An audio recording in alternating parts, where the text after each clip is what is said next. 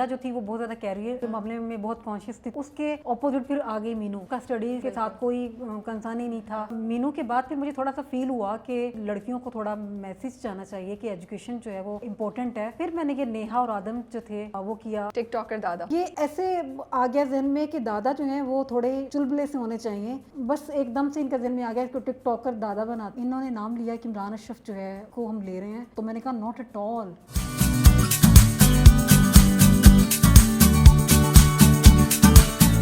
अस्सलाम वालेकुम, this is Rabia and you are watching me on Fuchsia magazine. आज जो मेरी मेहमान हैं, अगर मैं बोलूँ रमज़ान प्लेस, तो पहला नाम आपके जहन में उन्हीं का आना चाहिए। उन्होंने हमें वो कैरेक्टर्स दिए हैं, वो ड्रामे दिए हैं जिनके साथ हमें मोहब्बत भी हो गई है, जिनको देख के हम मुस्कुराए भी हैं और कभी कभी हम रोते भी हैं, और बहुत सी डिस्कशन भी होती है कि ये क्यों कर रहे हैं, ये स्टीरियोटिपिकल चीज़ें क्यों हो रही हैं। तो मेरे साथ आज स्टूडियो में है साइमा अकरम चौधरी। हम बात करेंगे चौधरी एंड सन्स और हम तुम की, जो इस वक्त ट्रेंडिंग में है, ट्विटर पे भी और यूट्यूब पे भी।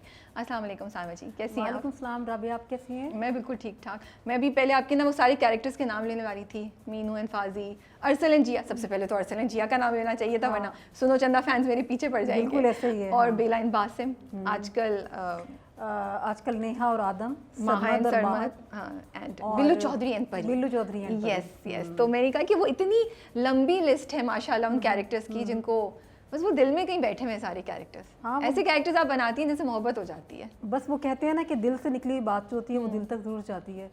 तो दिल से लिखती हूँ तो इसलिए दिल वालों को अच्छी लगती है। और अब मैं आपसे बात भी कर रही हूँ तो मैं सोच रही हूँ कि हर जोड़ी, हर कैरेक्टर जो है वो बड़ा डिफरेंट था। कहीं भी मुझे कुछ सिमिलैरिटी नज़र नहीं आ रही है, विच अगेन जो मैं कल रात को जब सवाल भी लिख रही थी तो मैं बड़ी आपको दाद दे रही थी कि यार आप कैसे करती हैं कि इतने, हर स्टोरी डिफरेंट होती है, हर कैरेक्टर डिफरेंट है, हर साल अब हमें ना एक नए तरीके से एंटरटेन कर रही होती हैं। वो इसलिए कि इसके पीछे एक दानिस्ता एफर्ट होती है। जैसे सुनो चंदा जब मैंने लिखा था तो जिया और अरसल, जिया जो थी वो बहुत ज़्यादा कैरियर के मामले में बहुत कॉन्शियस थी, तो उसके ऑपोजिट फिर आ गई मीनू।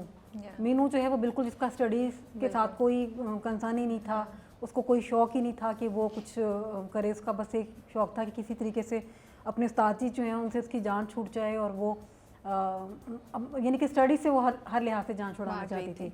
उसके बाद फिर आए मीनू के बाद फिर मुझे थोड़ा सा फील हुआ कि इस साल ये फील हुआ कि लड़कियों को थोड़ा मैसेज जाना चाहिए कि एजुकेशन जो है वो बड़ी हमारे लिए इम्पोर्टेंट है, और फर्स्ट हमारी जो प्रायोरिटी है वो हमें अपनी एजुकेशन को देनी चाहिए। फिर मैंने ये नेहा और आदम जो थे वो किया, और चूँकि लास्ट टाइम ये हुआ था कि अरसल हमारा बड़ा नालायक था और उसका भी कोई इंटरेस्ट नहीं था उसके मुकाबले में जिया थी सोनो चंदा में। तो फिर इस दफ़ा फिर मैंने सोचा कि जोड़ी जो है वो टक्करदार किस्म की आनी चाहिए जो है। मुझे इतना मज़ा आ रहा है आपकी ये बातें सुन के। मैंने कभी भी नहीं सोचा था इतना डीप कि आपने इतना पीछे कनेक्ट किया कि अरसल को आपने ऐसे नहीं रखा, तो इस बार आप दोनों को बराबर लेकर आ रही हैं। वो इस तरह से कि आप रिवर्स कर देते हैं ना अपने कैरेक्टर्स को, तो एक नई एक शेप सामने आ जाती है। अब देखें कि जो थी इकरा, जिया जो थी उसका ऑपोजिट है मीनू, फिर मीनू का ऑपोजिट जो है वो है नेहा। और जो अब नेक्स्ट जो मेरी है परी, जो परीसा, तो वो बैलेंस है, वो ना नालायक है और ना वो बहुत ज्यादा, उसके अंदर अपनी एक स्ट्रेंथ है। हाँ, उसकी अपनी एक स्ट्रेंथ है, अपनी एक स्ट्रेंथ है। अच्छा मुझे बताएं, इस बार जब मैं आपके ड्रामे देख रही हूँ तो मुझे जैसे पिछली बार बहुत कॉन्वर्सेशंस हो रही थी, अगर आपको याद हो, आपने जितने भी इंटरव्यूज दिए आपको काफ़ी डिफेंड करना पड़ रहा था कि स्पेशली घर दामाद वाली बात पे भी, बिल्कुल ऐसे था। लेकिन इस बार मुझे नहीं लग रहा कि बहुत सी चीज़ें स्टीरियोटिपिकल हैं या कुछ ऐसी चीज़ें हैं जिन पे इतना हम क्रिटिसाइज कर सकें या लोग आवाज़ उठा सकें।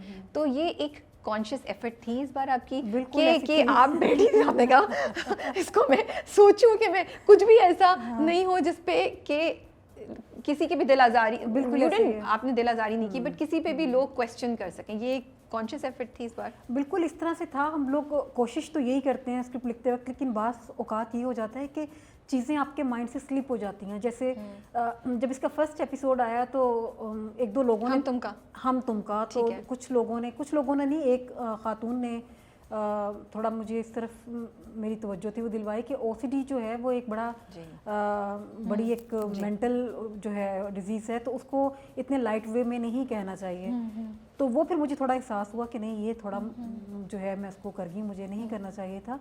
तो आगे फिर मैंने इसको नहीं कंटिन्यू नहीं किया। वैसे खैर वो था भी नहीं, उसने बिल्कुल एक लाइन बोली थी और वो ज़रूरी नहीं था कि वो बाकी इस तरह से हो। उनके घर में है सही, लोगों को क्लीनिनेस और इस मामले में थोड़े वो हैं कॉन्शियस हैं, लेकिन इस तरह का नहीं था कोई भी इशू, कोई ओसीडी वाला के लाजमी, क्योंकि आप तो जानते हैं कि ओसीडी के पेशेंट्स जो होते हैं वो बेचारे कितना सफ़र कर रहे होते हैं। तो इस तरह से नहीं है, उसने सिर्फ ये टाउटिंग वे में बोला था अपनी माँ के सामने। तो वो खैर अगर वो भी नहीं किसी को वो अच्छा लगा तो मैं उस पर भी सॉरी करती हूँ कि जाहिर है कि जो बंदा उससे गुजर रहा होता है तो उसके लिए ये थोड़ा होगा, टीजिंग होगा ना। तो ये था। बाकी कैरेक्टर्स के लिए मुझे लास्ट टाइम ये लगा था कि क्रिटिसाइज़ हुआ था कि घर दामाद ऐसे क्यों होते हैं, तो फिर मैंने ये सोचा कि अगर घर दामाद आके घर में रह सकता है तो किसी की सास क्यों नहीं आके रह सकती ना।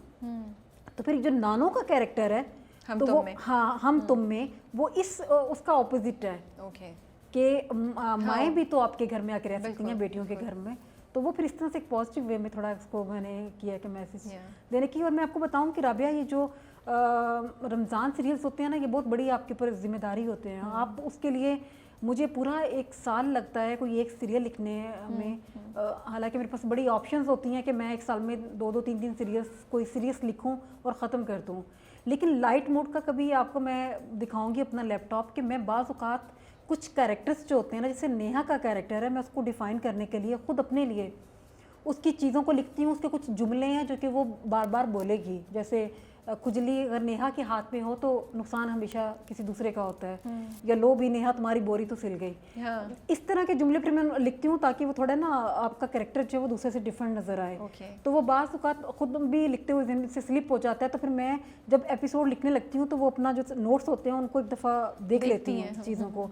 तो बहुत अंदर जाके आपको चीज़ों को करना पड़ता है, स्पेशली इस सूरत में कि जब आप बैक पे कुछ अच्छी चीज़ें दे चुकी हों जिसका बड़ा अच्छा रिस्पॉन्स हो, तो आपके ऊपर ये भी ठप्पा ना लग जाए कि लो जी तो सुनो चंदा टाइप लिखती है, ये तो चुपके चुपके टाइप लिखती है, ये इसके लिए भी जैसा लग रहा है। तो ये एक बड़ा बहुत मुश्किल काम है। मैं तो यही कह रही हूँ कि इतनी बड़ी रिस्पॉन्सिबिलिटी और प्रेशर है कि पिछले सालों में आप इतने अच्छे दे चुकी हैं, अब इस साल दोबारा लिखना है और नई कहानी नए कैरेक्टर्स लेके आना है। कितना प्रेशर होता है और कैसे मैनेज करती हैं, बैलेंस कैसे लेकर आती हैं, क्या प्रोसेस होता है। और अगले साल लिखेंगी? राबिया मैं आपको बताऊं कि मेरा जो इस साल का एक्सपीरियंस है वो थोड़ा मेरे लिए बड़ा हेक्टिक रहा ना। जैसे मैं आपको पहले भी बता रही थी कि कोविड के बाद जो है मेरे लंग्स जो थे काफ़ी ज़्यादा इफ़ेक्ट हुए इससे।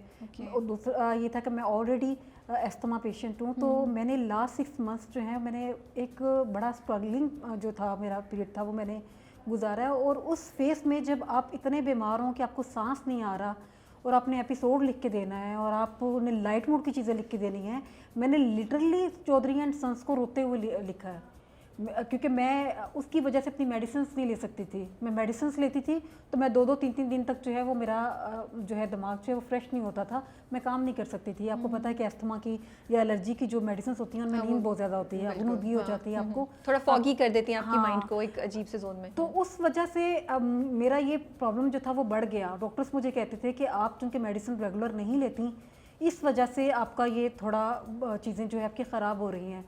तो मैंने चौधरी एंड सन्स, हम तुम, काला डोरिया, ये मैंने अपनी हेल्थ के ऊपर कंप्रोमाइज़ करके लिखे हैं। और बाज़ औक़ात बड़ा मैं जब देख रही होती हूँ चीज़ों को कि लोगों को नहीं पता होता कि बैक पे क्या था, और वो 1 मिनट में जो है आपकी चीज़ों की नफ़ी कर देते हैं। वो एक बड़ा हर्टिंग बहुत है, चीज़ें आपके लिए होती हैं। जैसे अभी हम तुम के प्रोमोस आना शुरू हुए तो फ़ौरन लोगों ने कहना शुरू कर दिया ये तो हमें चुपके चुपके जैसा लग रहा है, हालांकि उसमें चुपके चुपके जैसी कोई बात ही नहीं है। या जो है आप इतने जल्दी जजमेंटल हो जाते हैं, आप किसी की पूरे 1 साल की मेहनत को 1 मिनट के अंदर जो है आप उसको रिजेक्ट कर देते हैं। इतने हाश आते हैं बाज़ औक़ात जुमले आपकी जो सोशल मीडिया के अकाउंट्स होते हैं। तो फिर बाज़ दफ़ा दिल चाहता है कि बस छोड़ दी जाए राइटिंग। मैं दरम्यान में एक पीरियड मेरा आया था इस तरह का कि मैंने स्ट्रेट फॉरवर्डली जो है वो सबको कह दिया, ना मुझे रमज़ान करने हैं ना मुझे लाइट मूड करना है। मेरे लिए सबसे अच्छा ये है कि मैं एक सीरियस टॉपिक्स उठाऊं, और वो बहुत हैं स्टोरीज़ मेरे पास, मेरे 1 लाइनर्स बने हुए हैं जिनके ऊपर मैंने काम नहीं किया, क्योंकि सुनो चंदा के बाद मुझे टाइम ही नहीं मिला कि मैं किसी सीरियस चीज़ के ऊपर जो है वो मैं लिख सकती। तो बंदा हर्ट होता है, डिसहार्ट होके वो चीज़ें साथ चलती हैं। लेकिन फिर थोड़ा सा ख़ुद को करती हूँ जो है कूल कर लेती हूँ, कुछ ऐसे लोग भी हैं जो आपका साथ देते हैं इस सारे पीरियड में। लेकिन ये दोनों सीरियल्स जो थे ये मेरे लिए एक बहुत बड़ा इम्तिहान थे। और आई एम श्योर ऐसा भी होता हो कभी कभी आपको, बिकॉज अब वो ट्रेंड कर रहा है चीज़ों ने, कभी कभी एक आइडिया आ जाता तो आपको सीन लिखने के लिए भी बोल दिया जाता होगा कि ये कर दें, थोड़ा सा कर दें, वो कर दें। मैं बता रही हूँ कि आप मेरे ये फ़ोन है ना, इसकी आप चैट्स उठा के देखेंगे ना, मेरा ख्याल है कि इस एक ड्यूरेशन में जब से मेरा चौधरी एंड सन्स किया है तो मेरी और वजाहत की इतनी चैट्स हैं कि जब आप शूट पे होते हैं तो वहाँ पे बहुत सारे प्रॉब्लम्स भी हो रहे होते हैं। कोई अवेलेबल नहीं है सीन में, उसको निकाल दें, उसको डाल दें। अच्छा, ओके, कास्ट बहुत बड़ी है इस वजह से। हाँ, और आप, मैं कहती हूँ 24 आवर्स आपकी लगता है कि आप जॉब पे हैं। मैंने कुछ सीन्स अपनी क्लास में स्टूडेंट्स को टेस्ट दे के भी लिखे हैं, फ़ोन के ऊपर करके टाइप करके दिए हैं, क्योंकि जब एकदम से इमरजेंसी आती है और आपको वो चीज़ चाहिए होती है तो वो फिर आपको पूरी तौर पे करके देनी पड़ती है। तो ये बड़ा एक हेक्टिक है काम है जो है। दूसरा जो होता है ना कि रमज़ान को आप आगे पीछे नहीं कर सकते। सही बात है। जैसे काला डोरिया था कि पहले सोचा था कि रमज़ान में आएगा, लेकिन दरम्यान में डिसाइड हो गया कि रमज़ान में नहीं आएगा, तो थोड़ा वो हो गया कि कोई बात नहीं है, आपको मिल जाता है कि अगर मैं बीमार हूँ तो उन लोगों ने कहा कोई बात नहीं, आप इसको भी छोड़ दें, अब रिलैक्स करें थोड़ा, हम इसको आगे करके शूट में ले जाएंगे। लेकिन रमज़ान सीरियल्स में आपको कोई मार्जिन नहीं होता। और लास्ट 3 ईयर्स से, मेरा ख्याल है 17 में कि 18 में सुनो चंदा आया था, तब से लेके मैं, मुझे लगता है मैं हालती जंग में हूँ। 4 सालों से मैंने कहा वल्ला मियाँ ने भी पकड़ के मुझे मारा। हालत जंग विद सुनो चंदा फैंस। होता ये कि देखिए, एक और मज़े की बात ये कि सुनो चंदा के जो फैंस हैं वो डिफरेंट हैं, इश्क जलेबी के फैंस जो हैं वो डिफरेंट हैं। हाँ, आपकी तो कैटेगरीज हैं, आपके सारे चुपके चुपके की डिफरेंट है। हाँ। और होता ये है कि जब भी आपकी कोई चीज़ आती है तो ये जो फैंस होते हैं ये इन पे प्यार भी आता है, बाज़ औक़ात उनकी मासूमियत पे हंसी भी बहुत आती है, और बाज़ दफ़ा बड़ा ज़्यादा आपके लिए अनोइंग भी हो जाती हैं ये चीज़ें। कि जैसे आया हम तुम आया, तो जो सुनो चंदा के फैंस थे कि इतने सालों से हम वेट कर रहे हैं, 3 सालों से, आपने हम तुम लिख दिया, आपने सुनो चंदा सीज़न 3 क्यों नहीं लिखा? अच्छा जी, बाइकआउट कर दें हम तुम का। वो ये बहुत हाँ, ये बहुत ज़्यादा हर्टिंग थी ये चीज़ें। और नीचे आके कमेंट्स लिख रहे हैं कि, और बड़े मज़े के कमेंट्स हैं, मैं बड़ा हंस रही थी। अभी सुबह मैंने एक ट्वीट देखा कि एक लड़की ने लिखा हुआ था, जितनी मर्जी कोशिश कर लो सुनो चंदा जैसा तो नहीं हो सकता। यानी कि आप जितनी मर्जी कोशिश कर लें, चौधरी एंड सन्स और हम तुम है, वो सुनो चंदा जैसा नहीं हो सकता। तो वो बेटा हो भी नहीं सकता। मेरा दिल चाह रहा था उसको लिखूं कि वो वैसा नहीं है, क्योंकि आप चाह भी नहीं रही कि मैं चाह भी नहीं रही वैसा कुछ मैं लिखूं। और कुछ थोड़ा आपके प्रोग्राम के तवस्सुस से मैं एक जो मैसेज है सुनो चंदा के फैंस जो हैं उनको भी, इश्क जलेबी के फैंस जो हैं, जो चुपके चुपके के फैंस हैं, उन सबको देना चाहती हूँ कि देखें, जो सीजन्स जो होते हैं वो राइटर्स या डायरेक्टर के हाथ में नहीं होते। आप हमें कहते हैं कि मुझे बड़ी हंसी आ रही होती है कि आप यूँ करेंगे, ड्रामा लें और इसको ना फरहान और इकरा को कास्ट कर लें, कि जैसे मैं फरहान को फ़ोन करूँगी, फरहान कल शूट है आ जाओ, और फरहान कहेगा कि इट्स ओके मैं आ रहा हूँ, या इकरा को मैं कहूँगी तो इकरा आ जाएगी ना। तो ऐसा नहीं होता। एक प्रोसेस होता है जिसमें प्रोड्यूसर का सबसे पहले जो है वो कन्विंस होना लाजमी होता है। वो आपसे कहता है कि जो है मैं ये काम करना चाहता हूँ, तो आप मुझे बताएं कि इस पर कुछ हो सकता है या नहीं। और सपोज दैट कि मैंने स्क्रिप्ट लिख लिया, मैंने कोई एक अच्छी स्ट्रॉन्ग स्टोरी बना ली, हो सकता है कि वो जो उसकी मेन लीड है या कास्ट है उसको समझ में ना आए। ठीक है, जैसे हम तुम है, मेरी बड़ी कोशिश थी, बड़ी मेरी ख्वाहिश थी कि सुनो चंदा के जो फैंस हैं तो फरहान और इकरा को हम ले आएँ इसके अंदर, लेकिन फरहान बादशाह बेगम में बिजी था और इकरा ने रिफ्यूज़ कर दिया कि मैं रमज़ान सीरियल नहीं करूँगी क्योंकि मेरा बेबी जो है वो बहुत छोटा है। और उसके बाद फिर काला डोरिया में मैंने बड़ी कोशिश की कि मैं फरहान और इकरा को जो है एक दफ़ा फिर कंबाइन कर लूँ, तो फरहान की वजह से फिर थोड़ा काला डोरिया हमने डिले भी कर दिया कि बादशाह बेगम से वो फ्री हो गया। वो पहले हो नहीं रहे थे तो उन्होंने शूट पे लेके जाना था, तो उस्मान मुख्तार जो थे उनको कर लिया गया। फिर उस्मान की मदर जो थी वो बीमार हो गई, तो वो फरहान इज बैक नाउ। हाँ, फरहान वापस आ गए। Farhan and Sana are doing, Sana तो जावेद। हाँ, फिर देखिए अब मैंने तो बड़ी पूरी एफर्ट की कि दोनों का कपल जो है लोगों को अच्छा लगता है। नादिया अफगान से पर्सनली मैंने बात की कि आप जो है काला डोरिया में काम करें, लोग सुनो चंदा की कास्ट को देखना चाहते हैं। लेकिन प्रॉब्लम ये है कि ज़रूरी नहीं है कि जो मैं चाह रही हूँ या मेरे फैंस चाह रहे हैं वो कास्ट भी वैसा चाह रही हो। मैंने जब सुनो चंदा सीज़न 3 का जो है पिछले दिनों एक पोस्ट लगा दी थी कि हाँ मैं लिखूँगी, सिर्फ इसलिए कि मुझे ना थोड़ा वो हो गया कि ये लोग फैंस जो हैं बहुत ज़्यादा फैंस का ख्याल कर रही थी, मैं थोड़ा उनका ख्याल कर रही थी। लेकिन उसके बाद क्या हुआ कि उसी पोस्ट के नीचे चुपके चुपके के जो फैंस थे उनकी और इश्क जलेबी के जो फैंस थे उनकी एक इतनी लंबी लड़ाई शुरू हो गई कि वो मेरे लिए जो है एक प्रॉब्लम क्रिएट हो गया कि मुझे इनबॉक्स में मैसेजेस आना शुरू हो गए कि आपने सुनो चंदा को कर दिया, उसमें है क्या, GR सर लड़ते रहते थे, कुछ भी नहीं था, मीनू को लेके आए ना, फाजी को लेके आए ना। यानी कि वो उनके पास अपने दलाल थे, अपना ज़रा वो प्यार करते हैं इन लोगों के साथ, लेकिन इन लोगों को ये नहीं पता कि राइटर कुछ नहीं कर सकता, डायरेक्टर कुछ नहीं कर सकता, एक्टर्स भी इवन देन कुछ नहीं कर सकते। अगर प्रोड्यूसर मान जाता है या मैं लिख देती हूँ तो उसके बाद भी ये ज़रूरी नहीं है कि वो कास्ट जो है आपको अवेलेबल हो। जैसे सुनो चंदा सीज़न 3 जब मैंने कहा तो मुझे कास्ट ने कुछ पर्सनली कांटेक्ट करके कहा, एक दो लोगों ने, कि अगर ये पाकिस्तान में होगा तो हम नहीं करेंगे, इसको UK में करेंगे तो हम लोग कर लेंगे। एक तो लोगों ने कहा कि सीज़न 3 मुझे नहीं लगता कि इतना वर्क करेगा, तो आप मेरा रोल मत लिखिएगा।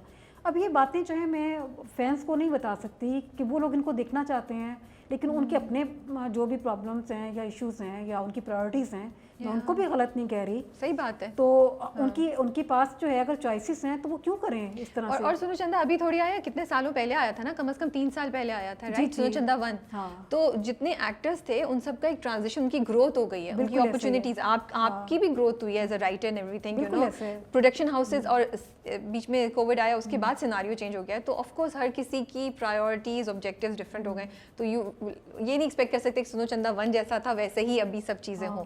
तो हाँ, फैंस को आई होप आप जो कह रही हैं वो समझ लें मुझे, और मैं कि सायमा जी का कोई कसूर नहीं है, मेरा कोई कसूर हाथ नहीं हौला है। रखें इन पे। और सबसे बड़ी बात ये है कि सुनो चंदा जो था वो डायरेक्ट किया था एहसन तालिश साहब ने।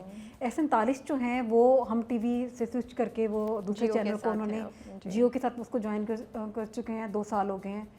अब अगर मैं स्क्रिप्ट लिखती भी हूँ, एहसन तालिश नहीं है, अवेलेबल नहीं है, तो कौन उसको डायरेक्ट करेगा? अगर चलें एहसन तालिश भी आ गए, सपोज दैट के मेन लीड में से किसी ने कह दिया कि उनको स्क्रिप्ट समझ में नहीं आया, बहुत चैलेंजेस हैं, बिल्कुल आपकी बात सही है। तो ये इतना इजीली नहीं है। और मैं आपको जो सच बात बताऊं कि मैं पर्सनली खुद भी जो है ना सीजन्स के हक में नहीं हूँ। मुझे लगता है कि एज ए राइटर हमारे पास इतना मार्जिन नहीं होता आप नेक्स्ट स्टोरी में सीजन्स में करने के लिए। हाँ, ये हो सकता है कि ये कास्ट सेम हो, एक नई स्टोरी के साथ जो है हम आए, लेकिन आपको मैंने बताया कि मैंने हम तुम में भी कोशिश की, मैंने काला डोरिया में भी कोशिश की, और इवन देन के मैंने उसमें भी चौधरी एंड सन्स में भी इकरा को पिच किया था कि अगर वो ये चीज़ें कर ले, लेकिन जाहिर है ऑफ कोर्स उसकी सिचुएशन इस वक्त, हाँ उसकी सिचुएशन इस तरह। मैं सबके बिहाफ पे आपसे शुक्रिया अदा करती हूँ और आपको बताती हूँ कि आप बहुत अच्छा कर रही हैं जो कर रही हैं, हर साल एक नई कहानी नए कैरेक्टर्स दे रही हैं। सो आप बिल्कुल दिल को अपना बुरा नहीं करें और आप लिखती रहें जैसे लिख रही हैं, और नई कहानियाँ एक्सप्लोर और नए कैरेक्टर्स एक्सप्लोर करती रहें। इतनी स्टोरीज हैं अभी राबिया, अभी इतने कैरेक्टर्स हैं जो मैंने नहीं लिखे। आप यकीन करें कि जब मैं चौधरी एंड सन्स लिख रही थी तो मुझे नेक्स्ट एक बड़ी मज़े की स्टोरी जो थी ना मेरे जहन में आई कि इस तरह से नेक्स्ट टाइम होना चाहिए, लेकिन फिर जैसे ही मैंने सोचा कि नहीं रमज़ान सीरियल तो बड़ा हेक्टिक हो जाएगा, कोई 6 मंथ्स के लिए कोई सीरियल जो है मैंने सोचा है मैं उसको करूँगी। और लेकिन ये भी हमारे हाथ में नहीं होता कि जैसे काला डोरिया जो था मेरा ड्रामा, ये मैं सुनो चंदा के बाद मैंने इसको लिखना स्टार्ट किया था, और उसके बीच में इन्होंने इसको स्विच करवा के चुपके चुपके पूरा लिखवा लिया। फिर उसके बाद मैंने दोबारा से जो है काला डोरिया स्टार्ट किया तो उन्होंने तब उसको रुकवा के हम तुम लिखवा लिया। तो ये चीज़ बहुत ब्रेक होता है। हाँ, बहुत ब्रेक होता है ये वाला।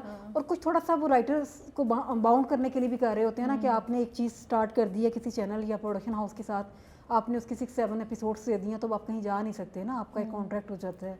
तो मेरे कुछ इस तरह के कॉन्ट्रैक्ट्स हैं काफ़ी सारे जो कि चैनल के साथ हैं, जो कि बैक टू बैक हैं, और जो है वो अभी मैं अनाउंस भी नहीं कर सकती। कुछ इसमें सीरियस चीज़ें हैं, कुछ इसमें लाइट मूड की चीज़ें हैं।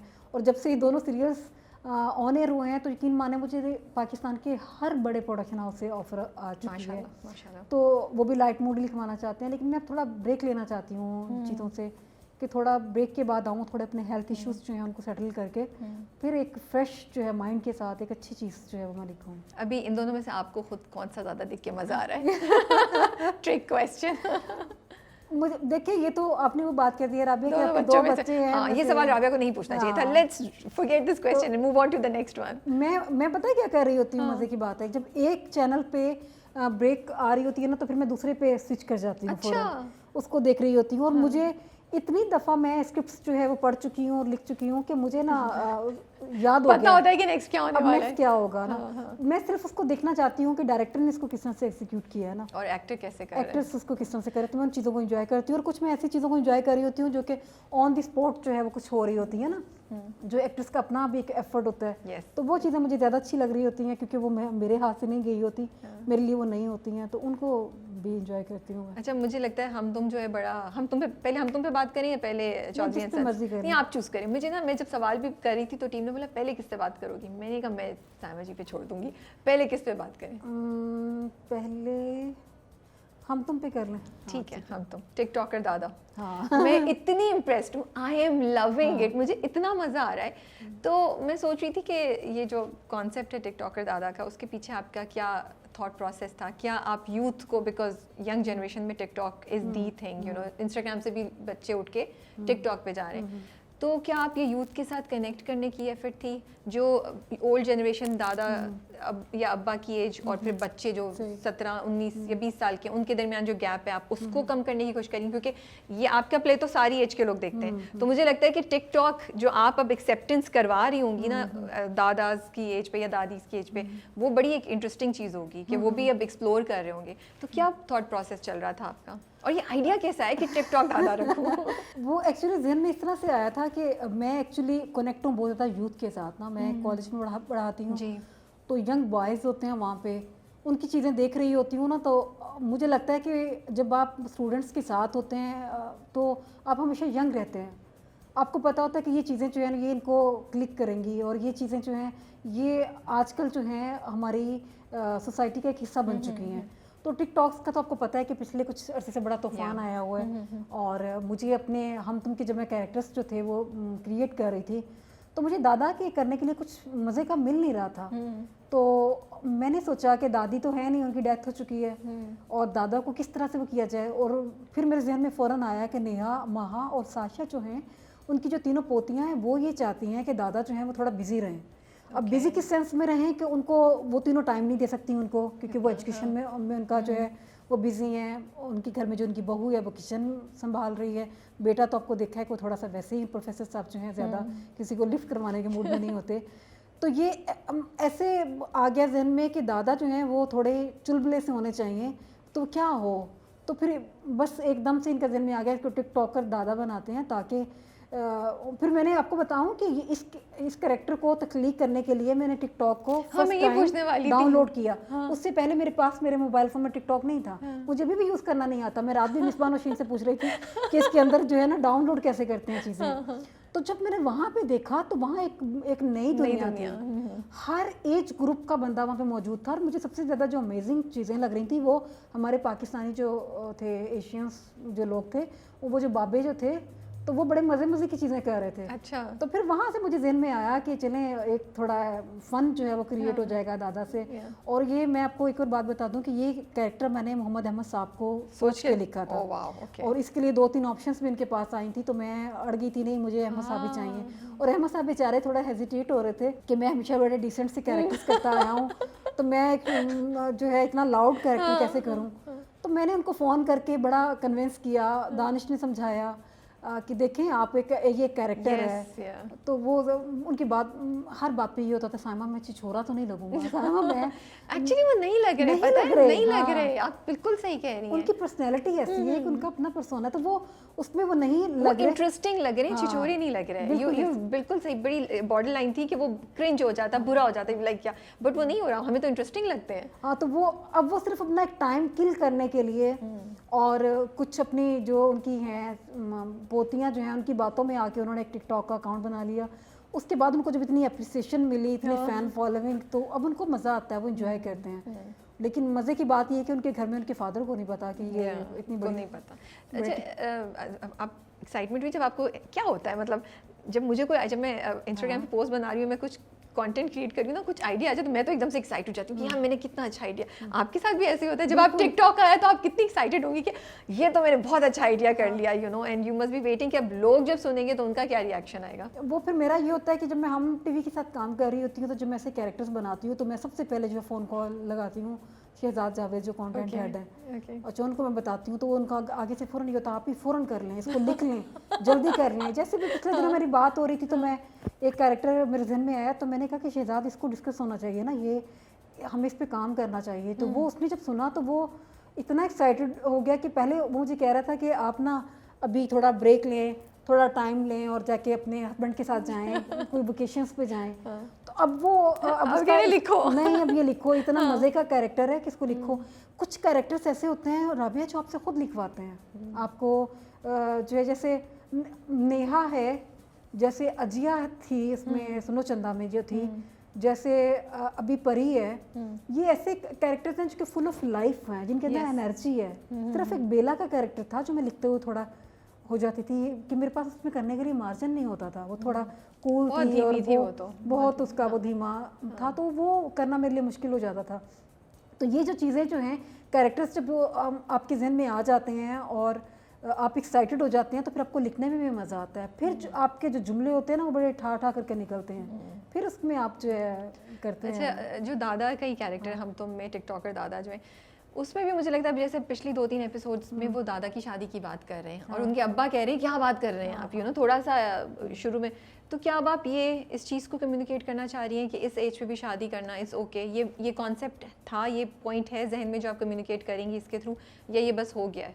ये मैंने की है, एफर्ट इसमें भी की है, चौधरी एंड सन्स में भी की है कि मेरा ख्याल है कि शादी का ताल्लुक जो है वो एज से नहीं होता और लाइफ पार्टनर की ज़रूरत आपको हर तो एज में होती स्पेसिफिकली है। हमने सही पिक किया कि आप ये करने की कोशिश कर रही हाँ, हैं। मैं कोशिश कर रही हूँ। तो अब देखते हैं आगे, क्योंकि दादा जैसे आपने बोला कि उनकी एज, वो उनको कंपेनियनशिप चाहिए, बिल्कुल इस उसको पे। उनको चाहिए, इसी वजह से तो वो टिकटॉक पे आए हैं कि उनके पास घर में तो किसी ये के आप पास एक time नहीं बैरियर जो है मैं उसको ख़त्म करना कम्युनिटी चाहती में, हूँ। हाँ, सोसाइटी में, हाँ, उसको थोड़ा सा कम करना Thank चाह रही हूँ you कि for हमें that, करना it's a great चाहिए इस idea। तरह से हाँ, चीज़ें yeah, जो हैं। हाँ, एक्सेप्टेबिलिटी, क्योंकि वही होता है कि इस एज के जो हमारे दादा दादी नाना नानी, हम उनको बस साइड पे रख हाँ, देते बिल्कुल ऐसे हैं, ही लेकिन अगर एक कंपेनियन आ जाए तो उनकी ज़िंदगी भी बेहतर और वो वापस से बिजी होंगे। पता है क्या होता है राबिया, जब एक कपल होता है ना, उसमें अगर मेल की डेथ हो जाती है ना तो फीमेल के पास बहुत कुछ होता है करने के लिए ना।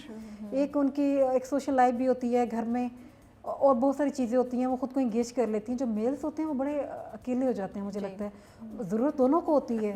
और मैं इस हक में हूँ कि अगर आपको लाइफ पार्टनर की ज़रूरत है तो आप मत देखें, एज मत देखें। हमारे पास बड़ी अच्छी एक एग्जाम्पल है, जैसे अस्मीना आपा हैं, बिल्कुल उन्होंने की बिल्कुल, है। कितनी अच्छी, मैं बड़ा बहुत अप्रिशिएट करती हूँ खूबसूरत उनको। है। हाँ, तो वो ऐसा होना चाहिए। नहीं, मैं आपको अप्रिशिएट कर रही हूँ फॉर कि क्योंकि ठीक है हम हंस रहे हैं, हम मुस्कुरा रहे हैं, हमें मज़ा आ रहा है, हम लेकिन आई थिंक ये 2-3 चीज़ें जो आप अपने ड्रामों के ज़रिए कम्युनिकेट करें, ये बहुत इंपॉर्टेंट है। और जितना लोग देखेंगे, जितना लोगों को नॉर्मलाइज होगा, उतना ही चीज़ें बेहतर होंगी, हाँ, थोड़ा नॉर्मल लेना शुरू कर देंगे कि ये चीज़ भी हो सकती है society society में, में। हाँ। बल्कि सोचें इस बात पे हाँ, शायद, बिल्कुल ऐसे। अच्छा, तो अब ये बताएं फिर मुझे थोड़ा सा, ये कहानी स्टार्ट कैसे हुई, इंस्पिरेशन क्या थी हम तुम की, और ये आपने नेहा का, आदम का, इसके पीछे क्या, किस तरह क्रिएट किया? कोई रियल लाइफ एग्जांपल्स हैं आपके पास? ये हुआ ये था कि मैं काला डोरिया लिख रही थी और एकदम ये जो हम टीवी में मेमूना सिद्दीकी होती हैं, तो हमारी बॉस हैं, वो रूम में आई तो उन्होंने एकदम से मुझसे पूछा कि साइमा, काला डोरिया की बात तुम क्या करोगी? अभी काला डोरिया की मेरा ख्याल बहुत कम एपिसोड्स हुई थी उस टाइम पे। तो मैंने इनको कहा बॉस मेरे पास एक आइडिया है कि मैं लिखना चाहती हूँ एक ऐसी फैमिली के ऊपर जिनके घर में बेटा नहीं है, सिर्फ बेटियाँ हैं। तो ऐसा क्यों होता है कि सिर्फ हमें बेटा ही क्यों चाहिए होता है? बेटियाँ भी तो उतना ही, आप देखें कि अब वो वाला दौर नहीं रहा। अब बच्चियाँ जो हैं वो हर आप देखेंगे शोबे में लड़कों के साथ, बल्कि उनसे आगे बढ़ के काम कर रही होती हैं। तो मैंने ऐसे ही बैठ के वहीं पे बैठे बैठे ना स्टोरी, उन्होंने कहा अच्छा कुछ और बताओ इसके बारे में, तुम्हारे जहन में क्या आ रहा है? तो वो बैठे बैठे जो थी वो स्टोरी जो है ना वहीं पे उनके रूम में बनी है। उन्होंने कहा कि काला डोरिया की कितनी एपिसोड हुई हैं? मैंने कहा मेरा ख्याल है इस टाइम पे 10 या 11 थी, स्टॉप कर दो इसको। वो बेचारा काला डोरिया बेचारा काला डोरिया वाकई, उसके ऊपर मुझे लगता है कि काला टिक्का ही लगाना पड़ेगा मुझे। इसको स्टॉप कर दो, ये मुझे बहुत मज़े की लग रही है, साइमा इसको स्टार्ट करो। और वो मेरे दिल में ये था कि मैंने एक इवेंट जो सोचा था वो ये था कि इन बच्चियों को ना अपने उनके फादर जो हैं उनका जेब खर्च बंद कर देते हैं और उनको पैसों की ज़रूरत है तो वो क्या करती है कि वो नेहा अपने बाप का बनाया हुआ पेपर जो है ना वो निकाल के तो सेल कर देती है। ओह गॉड। उस टाइम पे ये मेरे एक रैंडम सोच जो थी ना मेरे जहन में आई और उन्होंने बड़ा इस चीज़ को एंजॉय किया, लेकिन फिर बाद में मैंने ये सोचा कि नहीं, इससे गलत मैसेज जाएगा, बिल्कुल सही किया ये आपने। अच्छा नहीं सबसे पहले होगा। हम ही बोलते हैं ये हाँ, क्यों किया आपने। ये क्यों किया। तो इसी तरीके से फिर ये हुआ कि फिर मेरे इर्द गिर्द कुछ ऐसी फैमिलीज थी जिनके यहाँ सिर्फ बेटियाँ थी और माशाल्लाह बड़ी अच्छी जो थी Upbringing और confident। उनके बड़ी कॉन्फिडेंट। मेरे अपने ब्रदर इन लॉ की माशाल्लाह 4 बेटियाँ और चारों पटाखा हैं। अच्छा। हाँ तो वो उनको देख के फिर मेरे जहन में आया कि ये जो स्टीरियोटाइप हमारी चीज़ें हैं इनको थोड़ा एड्रेस करना चाहिए। तो मैंने बेसिकली कुछ छोटे छोटे जो मैसेजेस थे जो मेरे जहन में थे और कुछ शहजाद जावेद जो थे उनके जहन में थे, उनके लिए ये हम तुम जो ड्रामा है ये लिखा है कि आप देखेंगे कि स्टोरी इसके अंदर है लेकिन इतनी स्ट्रॉन्ग वो नहीं है। हम कुछ चीज़ों को एड्रेस कर रहे हैं बहुत लाइट वे में जाके और साथ आपको पता है कि एक हेट लव वाला भी चल रहा है चीज़ें। और थोड़ा मैं ये भी बताना चाह रही हूँ कि सोसाइटी में अगर आपका बेटा नहीं है या आपकी सिर्फ बेटियाँ हैं तो हम उन लोगों को इतना एहसास नहीं होता जितना दूसरे लोगों को दिला रहे होते हैं। किसी की शादी नहीं हो रही तो वो हम जाके उससे वही वाला सवाल करते हैं, किसी के बच्चे नहीं हैं तो हम उससे जानबूझ के वही जाके उसको इरिटेट करने के लिए ये क्वेश्चन करते हैं। तो ये चीज़ें गलत हैं। अब ये देखिए प्रोफेसर साहब जो हैं उनको दिन रात ये एहसास दिलाया जा रहा है कि सुल्तान साहब आते हैं आके कहते हैं कि तुम्हारी तो सिर्फ बेटियां हैं तो तुम जो है मेरे तो बेटे हैं, उन्होंने संभाल लिया सारा कुछ जो है। तो ये चीज़ें ये गलत हैं, ये हमारी सोसाइटी में इनको ऐसा नहीं होना चाहिए। तो ये सोच के जो है हम तुम जो थी वो लिखी। और एक थोड़ा मेरे दिन में एक और भी चीज़ थी जो मैं बताना चाहती थी कि हमने जो अपना बचपन जिया है वो इसी तरीके के माहौल में हमने जो है वो स्पेंड किया अपना टाइम कि जहाँ पे हम अपने पड़ोसियों के घर में आराम से सुबह दोपहर शाम ढल्ले से चले जाया करते थे। अपने घर में कोई खाने की चीज़ अच्छी नहीं लग रही तो साथ आंटी के घर में से जाके वहाँ खाना खा लेते थे। अब हमारी लाइफ जो है वो बड़ी फॉर्मल हो गई है। अब तो ऐसा नहीं हो सकता। अब ऐसा नहीं हो सकता। हमने किसी के घर जाना है हम उसको टेस्ट करते हैं, पूछते हैं कि आप अवेलेबल हैं या नहीं हैं, मैं संडे को आ जाऊँ, मैं फ्राइडे को आ जाऊँ। तो मैं इन चीज़ों को बड़ा मिस करती हूँ जो हमने अपने बचपन में जो है वो की थी।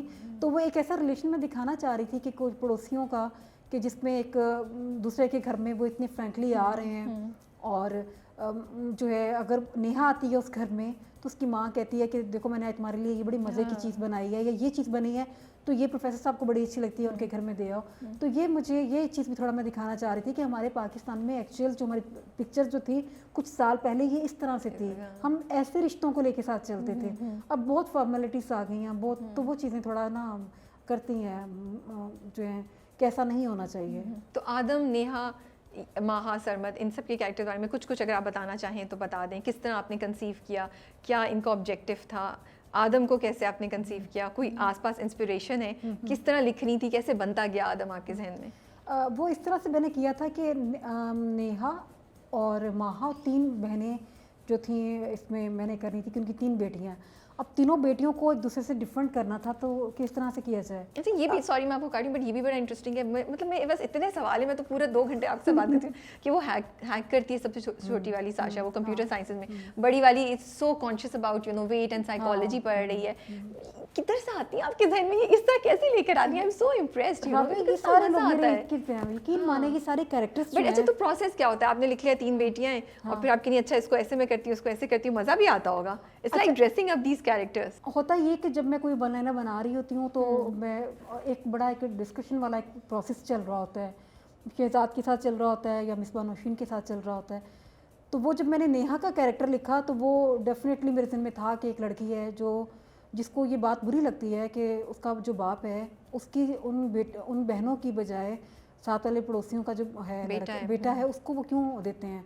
और आपको पता है कि जो बच्चे बड़े जीनियस होते हैं, बड़े सेंसिटिव भी होते हैं सेम साइड पे, तो वो उनके लिए ये चीज़ें बड़ी उनको हर्ट कर देने वाली होती हैं और वो फिर उसके रिएक्शन में जाके करते हैं। तो नेहा जो करती है वो रिएक्शन में करती है, लेकिन वो रूड नहीं है, वो बदतमीज़ नहीं है। आप उसको आगे भी जाके देखेंगे कि वो अपने पेरेंट्स के जो डिसीजंस हैं उनको वो मानती है।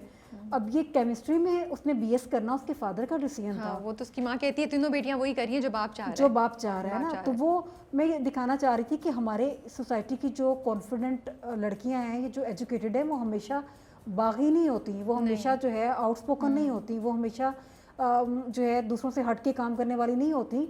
तो वो इस तरह से भी होती हैं जो है जैसे नेहा, तो नेहा का कैरेक्टर जो था वो एक लड़की है जो कि थोड़ा रिएक्ट कर रही है चीज़ों पे, जो अपने बाप की अटेंशन लेना चाहती है उस वजह से। माहा का जो कैरेक्टर है वो चलती फिरती मेरी मिसबा नौशीन है ना, जिनको देख के मैंने मीनू लिखा था, वो उसकी हर कॉल पे ये बात होती है, मेरा ना 2 इंच जो है ना वो यहाँ से कमर का साइज बढ़ गया, मेरा ना वो जो वेट है ना 5 पॉइंट बढ़ गया है।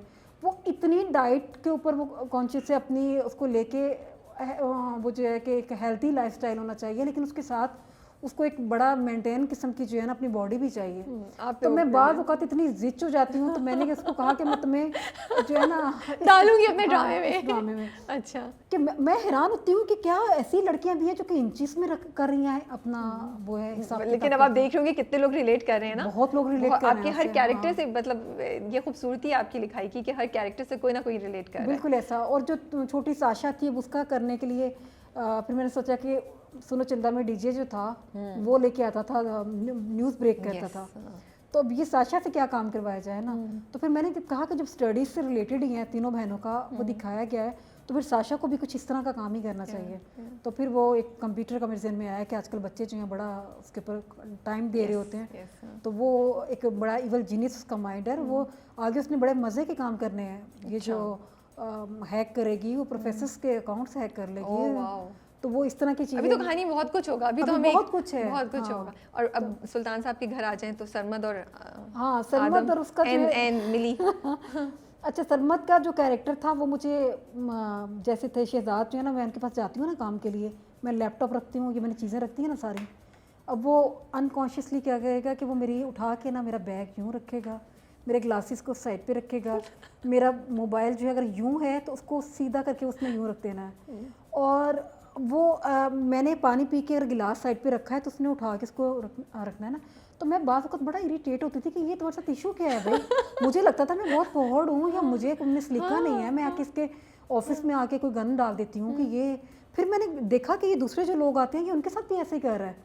तो आदत है उनकी। हाँ आदत है। तो वो आदम का जब कैरेक्टर में आदम और सरमद दोनों इस तरह के भाई हैं। हाँ, सही। तो फिर इत्तेफाक से मुझे इनके घर जाने का मौका मिल गया, तो मैंने जब इनके घर में जाके देखा तो ऐसा ही माहौल था जो आदम और सरमद के घर में है। तो ये रियल लाइफ चीज़ों से उठाया आपने? ये सारे कैरेक्टर्स रियल लाइफ से हैं। तो जब मैं ये इसका मैंने वन लाइनर बनाया ना, तो मैं जब उसको कैरेक्टर डिफाइन कर रही थी आदम और सरमद का, तो वो मुझे यूँ करके घूरा तो बाद में कहता है आप ही आपने चीटिंग की है ये।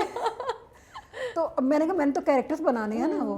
अब फिर बीच में कहीं मैं मिस कर जाती हूँ ना चीज़ों को, तो फिर मुझे बता रहा होता है कि ये जा रहा है ना, जाते जाते गमला ठीक करेगा, ये जाते जाते कुशन सही करेगा। वो चीज़ें वो खुद उसने डलवाई हैं ये कह के। और आपने ये क्यों रखा कि वो बाल भी बना रहे हैं अपनी बहन के और नेल पॉलिश भी कर रहे हैं? वो इसलिए कि रखा मैंने कि इनकी एक छोटी बहन है निम्रा, जो है अब माशाल्लाह डॉक्टर बन रही है। तो ये 3 भाई थे।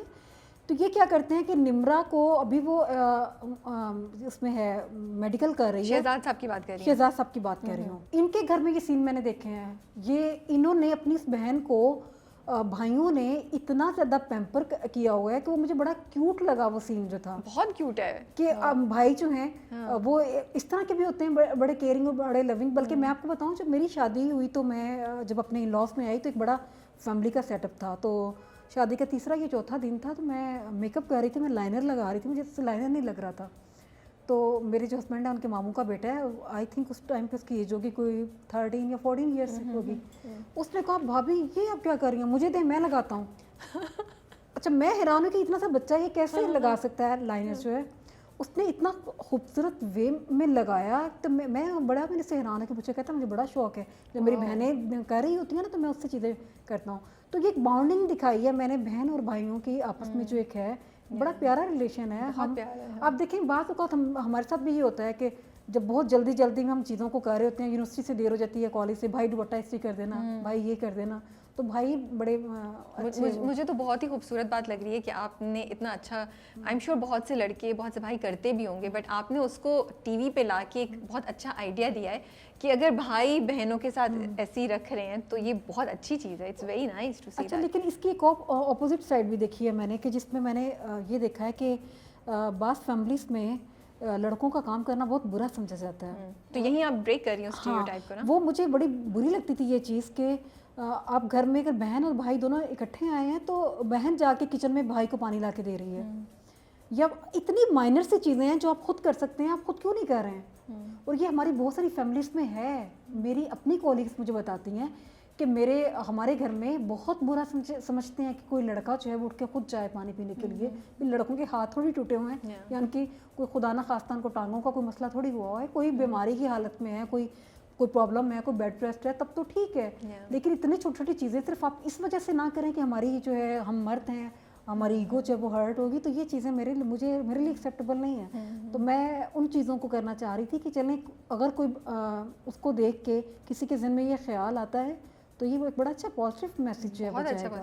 अच्छा, मैं थोड़ी सी कंफ्यूज हूँ, मेरे जहन में ये चल रही है कंफ्यूजन जो मैं आपसे जिक्र करती हूँ, ठीक है। थोड़ा सा लंबा सवाल भी शायद हो जाएगा। तो ये आपने जो दिखाया कि 3 लड़कियां हैं, तो एकेडमिक्स में बहुत अच्छी हैं, तीनों बड़ी कॉन्फिडेंट है, दिमाग बड़ा चलता है, उनको जो करना है, लेकिन घर के कामों में वो पोहड़ है, नहीं कर सकती, उनके सलीका बिल्कुल नाम की चीज़ नहीं है, ये आपने कहा। एक तरफ तो मुझे लगता है कि शायद इससे स्टीरियोटाइप को हम थोड़ा सा स्ट्रॉन्ग कर रहे हैं कि जो लड़कियां पढ़ाई में बहुत अच्छी होती हैं वो घर के कामों में शायद अच्छी नहीं हो। ये एक एंगल आ सकता है, जो एक कॉन्सेप्ट भी है कि यार अच्छा पढ़ाई में अच्छी, खाना वाना नहीं बनाना आता होगा इसको, ठीक है। लेकिन दूसरी तरफ मुझे ये भी लगता है, जैसे मैं दानिश साहब से जब मैंने उनको इंटरव्यू किया सेट पे, तो उन्होंने ये कहा कि हम औरतों पे इतना बोझ क्यों डाल देते हैं। तो मुझे बात बड़ी इंटरेस्टिंग लगी कि हाँ, हम क्यों एक्सपेक्ट कर रहे हैं कि एक लड़की एक औरत जो है वो परफेक्ट हो, कि वो कहाँ पढ़ाई में भी अच्छी हो और वो यहाँ भी अच्छी हो। तो मैं ये जानना चाह रही हूँ, जब आप लिखती हैं ये, तो ये कैसे आप बैलेंस करती हैं कि एक तरफ आपको थोड़ा सा एक एक्सट्रीम पे चीज़ ले जाके आपको एक मैसेज कम्युनिकेट करना है, लेकिन साथ साथ ये बैलेंस भी कि कहीं आप स्टीरियोटाइप नहीं कर दें, या फिर आपको लगता है कि एक चीज़ को कम्युनिकेट करने के लिए कहीं एक जगह कॉमेडी में कॉम्प्रोमाइज़ करना पड़ेगा। देखिए, कॉमेडी में हम थोड़ी सी चीज़ों को एक्सेजरेट कर लेते हैं। जो इन लड़कियों का एक जो कैरेक्टर है वो मैंने दोनों पॉइंट से जो है उसको एड्रेस किया है। अच्छा। नंबर 1, पहला ये था कि अगर जो है लड़कियां जो हैं एजुकेशन में अच्छी हैं, कैरियर बनाना चाहती हैं और उनकी पेरेंट्स जो हैं उनको सपोर्ट कर रहे हैं, तो ज़रूरी नहीं है कि हर लड़की जो है वो एज ए स्टूडेंट भी बड़ी ब्रिलियंट हो, वो घर के कामों में बड़ी एक्सपर्ट हो। हम लड़कियों को वैसे क्यों नहीं एक्सेप्ट करते जैसे वो होती हैं, ठीक है। एक इसका ये था। लेकिन सेकंड जो चीज़ जो थी, जो मैं माओं को ये स्पेशली जो है एक मैसेज देना चाहती थी कि कुछ फैमिलीज़ में मैंने ये देखा है कि जिसमें माओं ने बच्चों की जो एजुकेशन है उसको हवा बना ली है। हमारी बच्ची जो है वो चूँकि पढ़ रही है तो वो चाय नहीं बना सकती। इवन देन कि मैंने अपनी फ्रेंड को देखा कि उसकी बेटी है, फर्स्ट ईयर में पढ़ती है, ख़ुद वो उसको टेम्परेचर है और वो उठ के उसके कपड़े प्रेस कर रही है। मुझे ये बात बहुत बुरी लगी कि ये इस तरह से क्यों है। आप बैलेंस रखना सिखाएं बच्चों को ना। आप उनको ये भी दिखाएं कि अगर देखें लड़के वहाँ पे काम कर रहे हैं तो लड़कियों को भी काम करना चाहिए। मैं उसको बुरा नहीं कह रही कि वो जो है कि हम लड़कियों को काम करना क्यों हम कहते हैं, हमें क्या ज़रूरी है कि वो काम ही करें, क्यों ज़रूरी? लेकिन मेरा ये ख्याल है कि एक बैलेंस जो पर्सनालिटी है उसको सारी चीज़ों को लेके साथ चलना चाहिए। एक तरफ उसका ये मैसेज है कि अगर नहीं वो कर पा रही हैं अपनी स्टडीज़ की वजह से तो ठीक है, इट्स ओके, लेकिन उस चीज़ को वो अपनी हैबिट बना लें जो उनके लिए आने वाली लाइफ में उनके लिए प्रॉब्लम क्रिएट करे, तो ये गलत जो है वो हमारा मैसेज आएगा। तो मैंने ये हम तुम के ज़रिए दिखाया है शुरू में कि वो नहीं करी, लेकिन बाद में उन्होंने इंटरेस्ट लेना शुरू कर दिया। जैसे उनको थोड़ी रिलैक्सेशन मिली अपनी स्टडीज़ की तरफ से तो वो हो गई। लेकिन इस चीज़ को एक एज ए आप उसको बड़ा फ़ख्र बना के अगर पेश करेंगे कि हमारी बच्ची को ये करना नहीं आता, हमारी बच्ची जो है वो ये काम नहीं कर सकती, तो ये गलत चीज़ है। ये मैं माओं को इस चीज़ का नहीं कहूँगी कि बच्चियों को थोड़ा थोड़ा आप छोटी एज से ट्रेन करना शुरू करें। उनको कम से कम अपना जो है इर्द गिर्द का जो माहौल है उसको सेट करना आना चाहिए। ये कोई वो नहीं है अच्छी कोई पॉजिटिव वे में कोई बात नहीं है। ये इंटरेस्टिंग आपने बात बताई है। हाँ, ये पॉइंट तो मैंने नहीं सोचा था। अब देखिए, मैंने बहुत सारी माओं को देखा है कि वो घर में वो खुद जो है अपने आप को हल्कान कर लेती हैं कामों के चक्कर में, किचन में छोटे छोटे कामों के लिए वो बच्चियों को नहीं कह रही होती कि जिससे कोई हालांकि इससे कोई फ़र्क भी नहीं पड़ता। मैं अपनी मेड की एग्जांपल देती हूँ कि वो जब मेरे घर से काम करके जाती है तो वो जाके घर में किचन का काम भी करती है ना, और वो फिर कहती है रात को जब मैं बाजी सोती हूँ ना तो मुझे बिल्कुल होश नहीं होता। तो उसकी एक बेटी है फर्स्ट ईयर में और एक उसकी बच्ची है 9th क्लास में। तो मैंने एक दिन उसको वैसे ही कहा कि यार तुम उनको क्यों नहीं साथ लगाती हो, छोटे छोटे काम तुम हमारे साथ करवा सकती हैं। तो नहीं बाजी, उनकी जो है ना वो स्टडीज़ डिस्टर्ब होगी। देखिए, आप 24 घंटे पढ़ते नहीं हैं, आप 24 घंटे जो है वो नहीं करें, और थोड़ा बच्चों में ये वाला जो है तो डालें, एहसास तो डालें, वो दूसरों का एहसास करना सीखें, वो अपनी माँ की जो है वो देखें कि अगर वो मुश्किल में है तो उनके साथ काम करवाएं। ये कोई इस चीज़ को बना के कि नहीं हमें आता ही नहीं है तो अब हम बैठ गए, हमारी माँ ने हमसे कभी काम नहीं करवाया, तो ये गलत चीज़ें हैं। तो ये दोनों साइड से मैं दोनों को करना चाह रही थी कि माएँ बहुत ज़्यादा वो ना हो जाएं इस चीज़ की रिलैक्स तरफ, रिलैक्स ना हो जाएं, और जो बच्चियाँ हैं अगर वो कर रही हैं, उनको टाइम नहीं मिल रहा और वो एक साइड पे बहुत अच्छी जा रही हैं, तो उनको पढ़ने दें, लेकिन साथ साथ ये चीज़ें ज़रूर सिखाएं। मुझे आपकी बात बहुत अच्छी लगी, आपने कहा हम लड़कियों को वैसे क्यों नहीं एक्सेप्ट कर सकते जैसी वो है। मुझे आपकी ये बात बहुत बहुत अच्छी लगी है, क्योंकि मैं ऐसी थी ना, मुझे नहीं आता थी, कुकिंग नहीं आती थी, मैं भागती थी कुकिंग से, और मेरी अम्मी कहती थी ये ससुराल में जाएगी इसको जूते पड़ेंगे, देखना तो सही। आप सोचेंगे कि मुझे राइस बनाने मेरे हस्बैंड ने सिखाए हैं, और जो है अब क्या हुआ है कि मैं सारी चीज़ें में एक्सपर्ट हो गई हूँ, चीज़ें मैंने सीख ली। लेकिन ये होता है कि जब आप कुछ चीज़ें सीख के जाते हैं तो आप में बड़ा कॉन्फिडेंस आ जाता है, आसानी हो जाती है। अब जब आप बहुत बड़ी फैमिली में जाते हैं तो उसमें थोड़े फिर आपके लिए प्रॉब्लम हो सकते हैं। अगर आप हस्बैंड वाइफ हैं तो मुझे लगता है कि जॉब हस्बैंड्स की एक आ रही है ना, खेप आ रही है, बड़े कंप्रोमाइजिंग हैं और अपनी बीवी के साथ लग रहा है? हाँ मुझे लगता है, शायद मेरे इर्द सारे जो हैं वो लोग इस तरह के हैं। मैं अपने हस्बैंड को देखती हूँ, मैं अपने ब्रदर इन लॉस को देखती हूँ, वो साथ प्रॉपर अपनी वाइफ के काम करवा रहे होते हैं, और उनके लिए तो ये चीज़ नहीं है कि हमें नहीं करना चाहिए। तो ये एक अच्छा है कि आप मिलजुल के काम करें।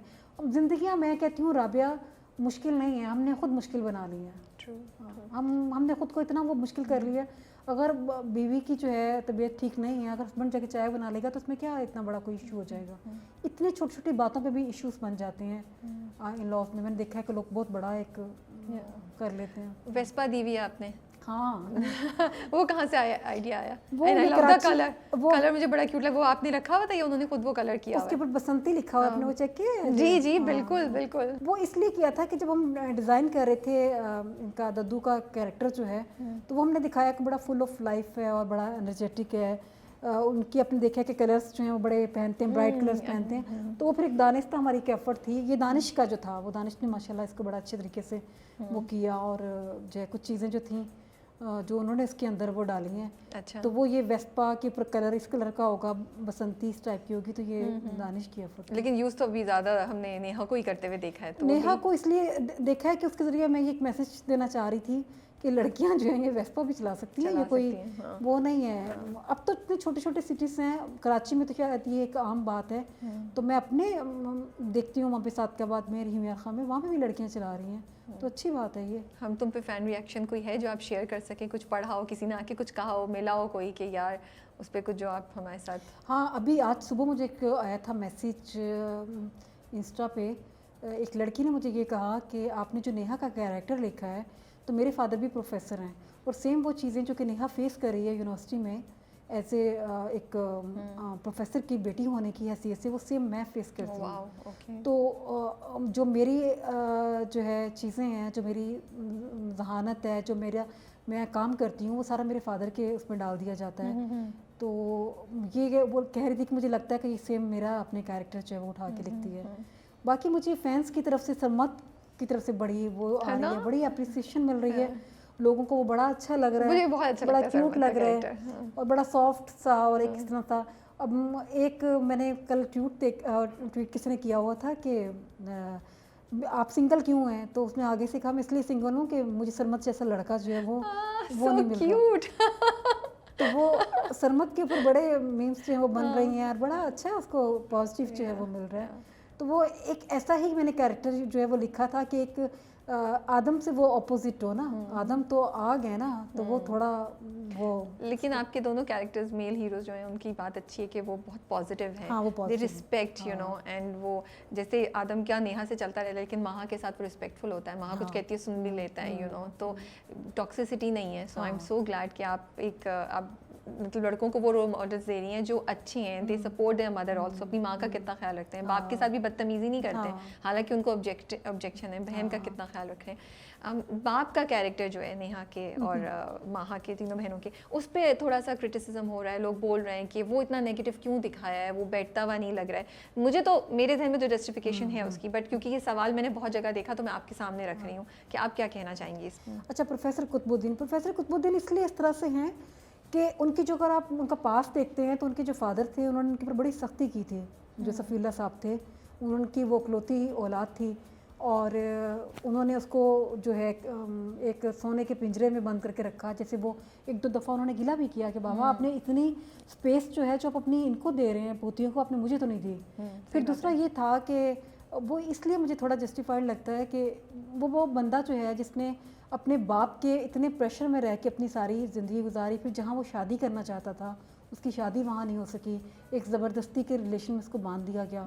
वो ये चाहता था कि कोई वेल एजुकेटेड होती खातून होती उसके साथ में वो करता। तो ये सारा जो है उसका रिएक्शन है, वो जो उसकी लाइफ में आ रही है वो उसके अंदर आ रही है, लेकिन वो बेसिकली नेगेटिव है नहीं। उसको रियलाइज होगा आहिस्ता आहिस्ता जो है कि मैं ये चीज़ें ठीक नहीं है, मैंने जो कर रहा हूँ। अभी भी वो रात को नेहा जब पढ़ते हुए सो रही होती है उस पर कंबल डालता है, चादर डालता है, तो वो भी उसका एक सॉफ्ट साइड दिखाई। पर मुझे ये भी लगता है कि अगर आपको ये मैसेज कम्युनिकेट करना था लड़कियों के बारे में तो ये दिखाना ज़रूरी था कि बाप उनके साथ ये कर रहा है, वरना कहानी आगे आप बढ़ा नहीं सकती शायद। देखिए राबिया, जब मेरी वैसे कोशिश ये होती है कि मैं नेगेटिविटी ज़्यादा ना दिखाऊं, लेकिन आपको स्टोरी को चलाने के लिए कॉन्फ्लिक्ट भी चाहिए होता है ना, थोड़ा सा चाहिए। हाँ, वो थोड़ा सा अगर आप वो नहीं करेंगे तो फिर आपके पास मार्जिन नहीं होता, फिर चीज़ें सारी अच्छी अच्छी हो रही है ना, तो वो भी हमसे हजम नहीं होती। और मुझे ये भी लगता है उनके कुछ डायलॉग्स वो कुछ बोलते हैं जो सोसाइटी की थॉट्स हैं, और फिर नेहा जवाब देती है, या माहा कुछ बोलती है, या साशा कुछ करती है, या दादा आके कुछ बोलते हैं। तो मुझे लगता है कि ये भी जो डायलॉग आप प्रेजेंट कर रही हैं, एटलीस्ट मैं जब देख रही होती हूँ तो मुझे ये होता है कि हम ये सोचते हैं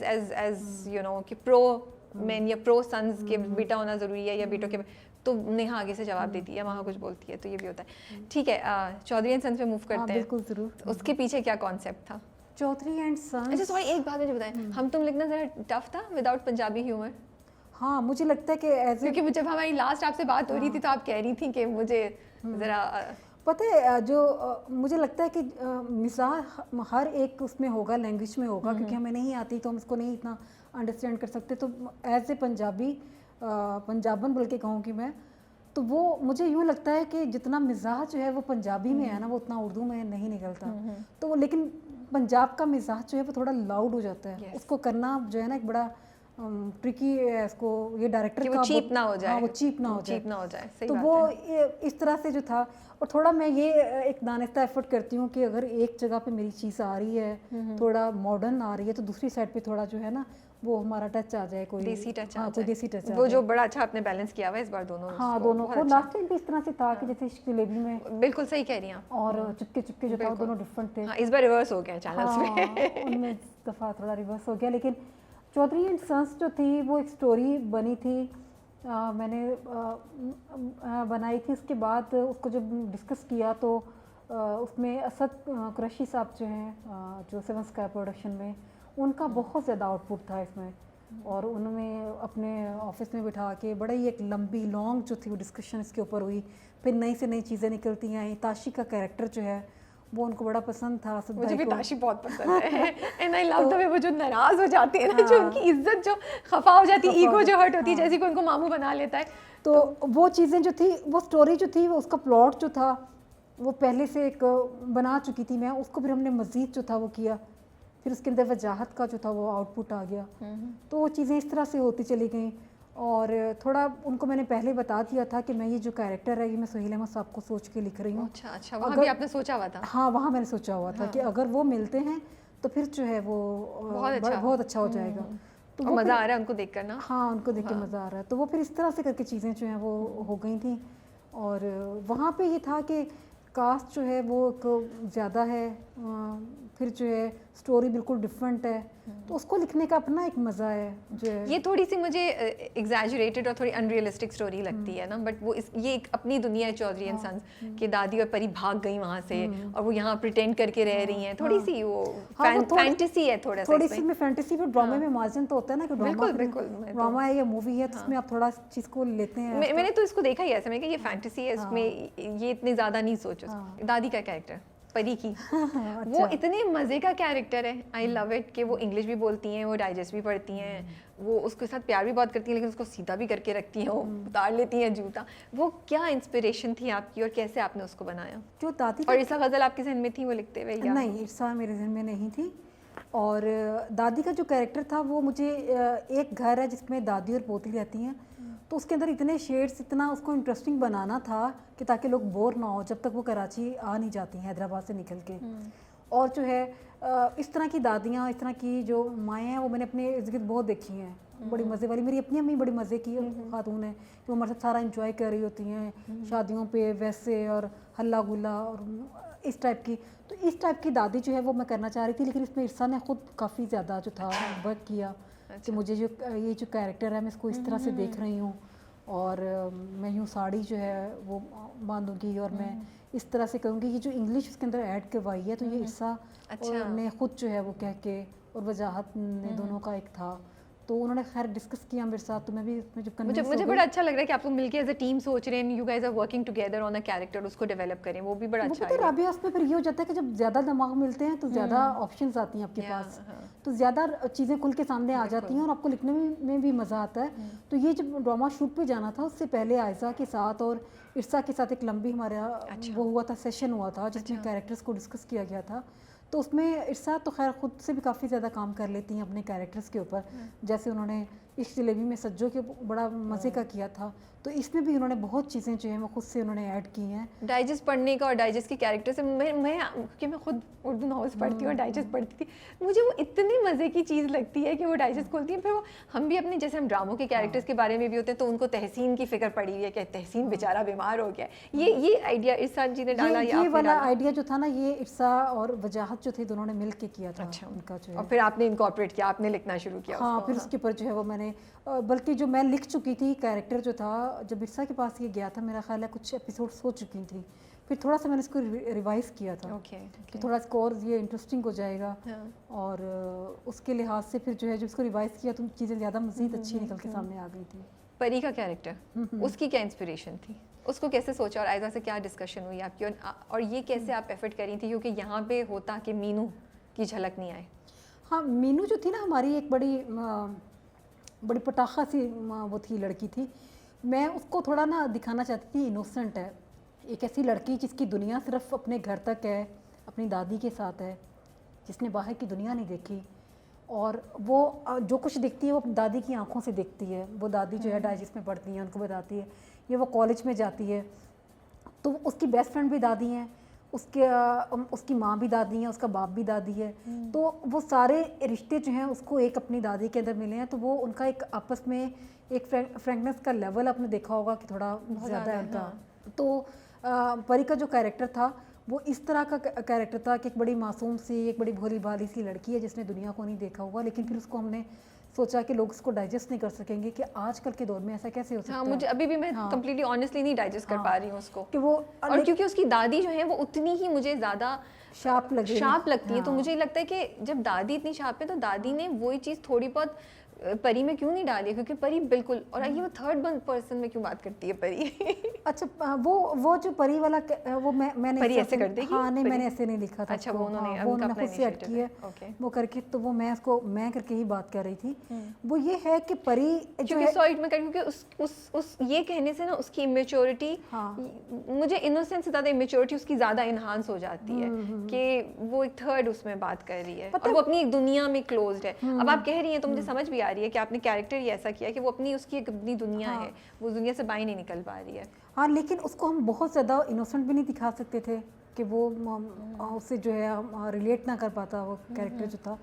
तो वो दरम्यान में जो बातें करती है कि दादी मुझे फिरोज़ खान जैसा हस्बैंड जो है वो चाहिए, बड़ा हैंडसम जो हो, तो वो चीज़ों से फिर दिखाया कि वो इतनी भी वो नहीं है कि जो है, लेकिन ये है कि वो प्रेशर में आ जाती है अपनी दादी के।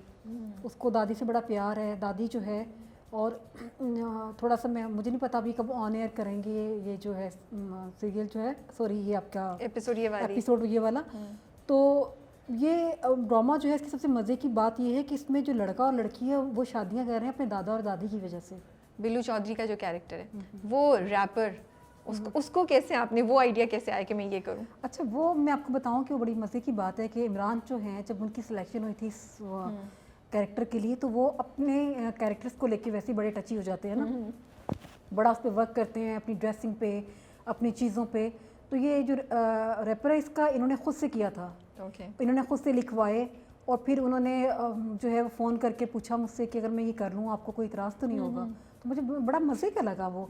फिर मैंने कहा वजाहत से पूछ लें, अगर उनको लगता है तो कर लें उसको। तो वो उन्होंने किया, उन्होंने बड़ा मज़े का किया है। तो ये इमरान का तो खैर ये है, मैं देखती हूँ, मैंने कभी उनके साथ पहले काम नहीं किया था। अब जब मैंने मेरा ये एक्सपीरियंस हुआ है तो he is a wonderful actor. मैं ये देखती हूँ कि वो बेचारा इतनी ज़्यादा मेहनत करता है अपनी चीज़ों को लेके। मैंने किसी एक्टर को इतना कॉन्शियस नहीं देखा। फरहान को मैंने देखा था कि सुनो चंदा में बहुत ज़्यादा चीज़ों को करता था कि मैं इस चीज़ को इस तरह से ले रहा हूँ या मैं इसको इस तरह से कर रहा हूँ। तो उसके बाद मैंने इमरान को देखा है। इमरान जो है ये बहुत मेहनती है वो है। और सबसे बड़ी बात ये है कि वो उस कैरेक्टर में जान डाल देता है। वो सही बात है। वो उसने इतना प्यारा किया बिल्लू चौधरी। और जब इसकी कास्टिंग हो रही थी तो इन्होंने नाम लिया कि इमरान अशरफ जो है उसको हम ले रहे हैं। तो मैंने कहा नॉट एट ऑल। हाँ, मैं इमरान को बता चुकी हूँ ये बात। इमरान को पता है इस चीज़ का।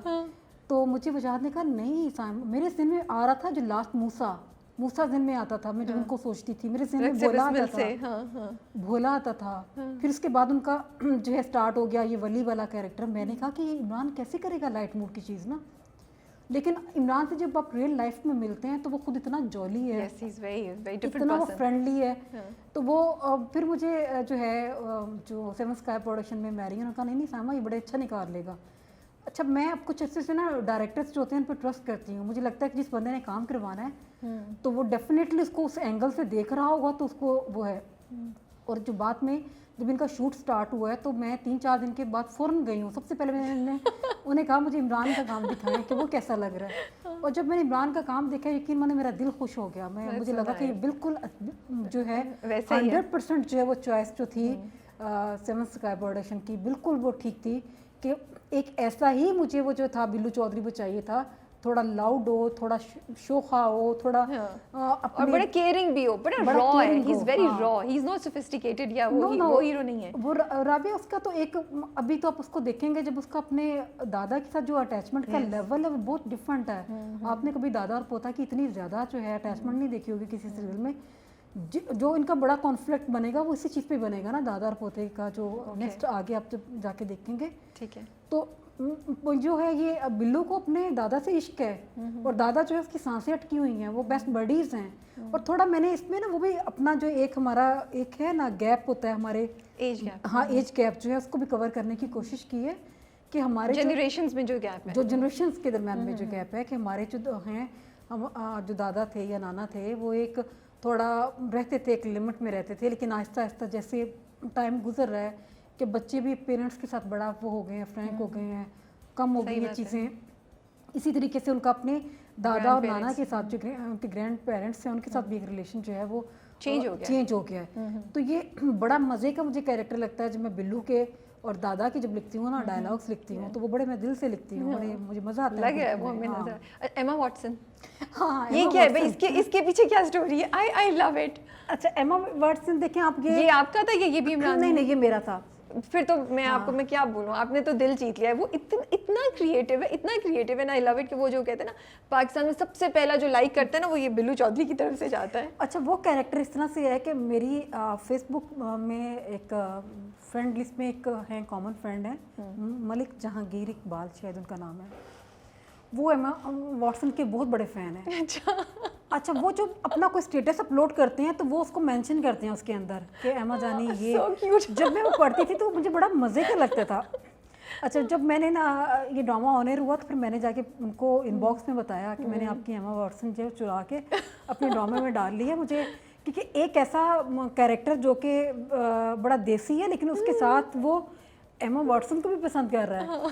तो कुछ वो जो थी ना चीज़ें उसके साथ फिर कुछ इमरान ने भी 1-2 आइडियाज़ दिए कि आप जो हैं वो पता नहीं शूट हुए होंगे या नहीं होंगे लेकिन वो उनके बड़े अच्छे आइडियाज़ थे कि एमा वॉटसन जो हैं वो वहाँ पे अवार्ड हार जाती हैं तो ये अपना टीवी तोड़ देता है उससे में आके ना।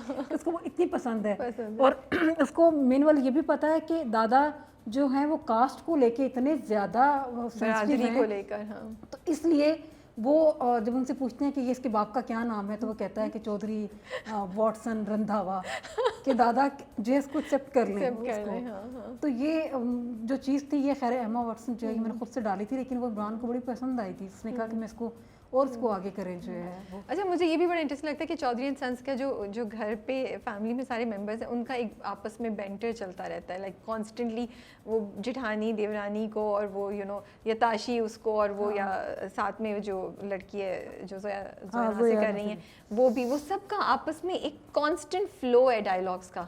हम तुम में वो नहीं है, इसमें कॉन्स्टेंटली एक फ्लो है जो आपको पकड़ के भी रखता है। या तो वो असमा जी जो है वो नूरुल हसन के कैरेक्टर से कुछ ना कुछ उनकी चल रही होती है, या बिल्लू का आ जाता है, ताशी आ जाते हैं, तो ये भी एक कॉन्शियस आपके जहन में था नहीं, कि वो इस तरह से नहीं, इनका जो स्टोरी, इनकी जो स्टोरी है, जो प्लॉट है और जो वहाँ पे सिचुएशन है ना, इसके अकॉर्डिंगली कर रहे हैं सारे। और दूसरा ये होता है कि जहाँ पे आप एक दूसरे को वो कर रहे हैं ना, पंच लाइन्स मार रहे हैं, तो उसके बिहाइंड एक स्टोरी है। अब ताशी जो है, अगर उसको नूर साहब जो हैं जिनका शाकिर है ना कैरेक्टर, अगर वो उसको कोई ना कोई जुमला मार के जाते हैं तो उसके पीछे एक स्टोरी है। तो बहन की वजह से, बहन की वजह से अगर निम्मो और उसके मियाँ के दरमियान में कुछ चल रही है, एक टसल सी चल रही है, तो उसके पीछे भी एक रीज़न है कि निम्मो जो है वो अपने ससुर से बहुत ज़्यादा क्लोज है। और वो सबसे ज़्यादा इंपॉर्टेंस किसको देते हैं? निम्मो को देते हैं। हालांकि उनको पता भी है, उनकी चालाकियाँ भी समझ में आ रही होती हैं, बोलते रहते हैं सॉरी, वो कि किस तरह से दूसरों का क्रेडिट ले जाती हैं। तो ये जो नोक झोंक है, ये सारी की सारी, चूंकि वो एक फैमिली के अंदर रह रहे हैं, एक जॉइंट फैमिली सिस्टम है, तो उसमें ये चीज़ें, एक जुमला इधर से आता है, एक जुमला इधर से आता है। हम तुम में चूंकि एक ही फैमिली है, और थोड़ा सा ये है कि वहाँ पे सिर्फ 3 बेटियां हैं उनकी, तो वो माँ या बाप के साथ इस तरह से वो नहीं कर सकती जो कि वहाँ पे है पीछे चौधरी एंड सन्स के अंदर है। तो वो उसकी डिमांड है, उसकी जो है पीछे प्लॉट की, उसकी जो वहाँ का माहौल है, तो उसके अकॉर्डिंगली वो लोग जो है वो बोल रहे हैं। तो निम्मो और जो वो शब्बो हैं, कजन्स है, तो वो ये बेचारी को आपने पढ़ा के घर में बिठाया हुआ है, वो सारे काम भी कर रही है, और निम्मो सास बन गई हैं अब। निम्मो को ये लगा कि अगर ये जॉब करती रहेगी तो घर की सारी जिम्मेदारी मेरे ऊपर आ जाएगी। ओह, बड़ी चालाक है वो। तो उन्होंने जाके अपने जो थे ताऊ जी को कहा कि हमारे चौधरियों की लड़कियां जो है, मामू है ना, मामू जो है वो छोटे वाली की हैं। अच्छा, ओके ओके ओके, बड़ी की निम्मो के हैं वो ताऊ जी हैं। ताऊ जी की क्या चौधरियों की लड़कियां जो हैं वो जॉब्स करती हुई कोई अच्छी लगेंगी? तो उन्होंने कुछ इस तरह से उनके ज़हन में डाला कि उसकी जो जॉब जो थी वो छुड़वा दी। तो अब शब्बो को जो है वो इस चीज़ पे गुस्सा आता है कि मुझे जो है 14वें ग्रेड से हटा के किचन के अंदर कर दी है। बोलती लेकिन उसका देखिए काम करवाने का कितना मज़े का एक तरीका वारदात है निम्मो का, वो कितने मज़े से उससे काम करवा जाती है। मेरी बहन जल्दी से चाय बना के ना बर्तन धो लेना और वजू कर लेना का। सुबह जब मैं आती हूँ तो किचन मुझे बड़ा गंदा वो लगता है वो करके। तो वो इसलिए नहीं बोल रही कि वो उसकी जिठानी भी है, उसकी रिस्पेक्ट भी करती है। एक बड़ों का भी थोड़ा सा मैंने रखा है कि अगर उनको दूबू नहीं किया कि वो दोनों आपस में लड़ रही हैं, झगड़ रही हैं, तो एक टॉक्सिक रिलेशन नहीं है, मज़े का है वो दोनों का।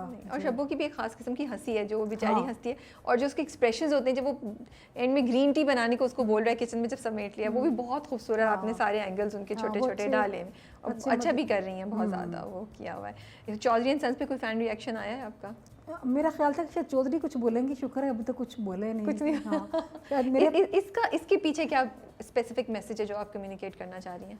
इसके पीछे ये मैसेज था कि जैसे मेरे जो है फैमिली जो बैकग्राउंड है, तो हम लोगों का भी जो कास्ट है चौधरियों वाली सारी वो आ रही है ना, तो मैं अपने फादर को देखती थी, वो बहुत ज़्यादा जो थे इस चीज़ को लेके वो थे, उनमें लचक नहीं थी कि हम आउट ऑफ कास्ट जो है शादियां करें अपनी बच्चियों की जो है। और इवन देन कि मैं बहुत छोटी थी तो मुझे याद है एक वाक़या कि किसी का आउट ऑफ कास्ट जो है वो रिश्ता आया, तो मेरे फादर चूँकि अपनी फैमिली में अपने सारे कज़न से बड़े थे, तो ये इनको बिठाते थे वो लोग जो है ना, बड़े जब रिश्ते की कोई बात चलती थी, तो इन्होंने कहा कि क्यों ये जो चौधरी हैं उनमें लड़के मर गए हैं जो उठा के हम आउट ऑफ कास्ट जो है लड़कियों को दे दें। और उस ख़ानदान में, हमारे ख़ानदान में मैं पहली लड़की हूँ जो आउट ऑफ कास्ट गई हूँ।